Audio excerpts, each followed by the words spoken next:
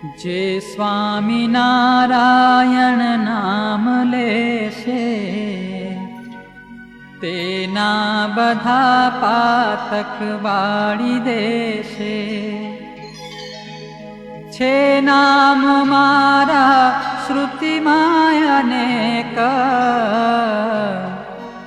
सर्वोपरि आज गणाय एक। जो स्वामिनारायण एक वार रटे बीजा नाम रट्या हजार। जप्या थकी जे फळ थाय तेनु करी शके वर्णन कोण एनु। षडक्षरी मंत्र महासमर्थ जेथी थशे सिद्ध समस्त अर्थ। सुखी करे संकट सर्व कापे अन्ते बड़ी अक्षरधाम आपे। गायत्री थी लक्ष गणो विशेष जाने जेनो महिमा महेश। ज्या ज्या महामुक्त जनो बसाय आकाळ मातो जप जथाय। जो अंत काळे श्रवणे सुनाय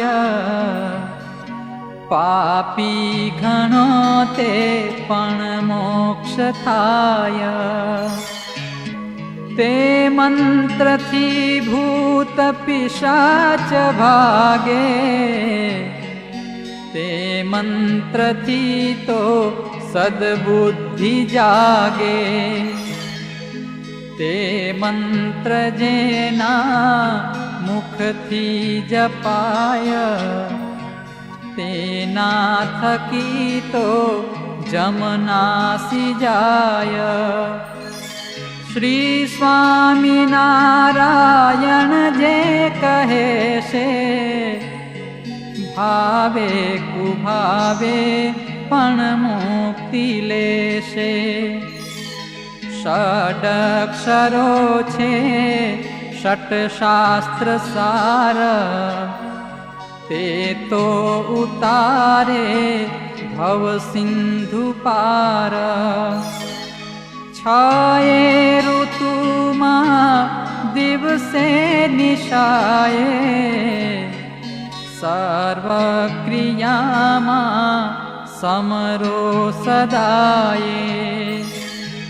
पवित्र देहे अपवित्र देहे ते नाम नित्ये स्मरवूं सनेहे। जळे करीने तन मेल जाय आ नाम थी अंतर शुद्ध थाय।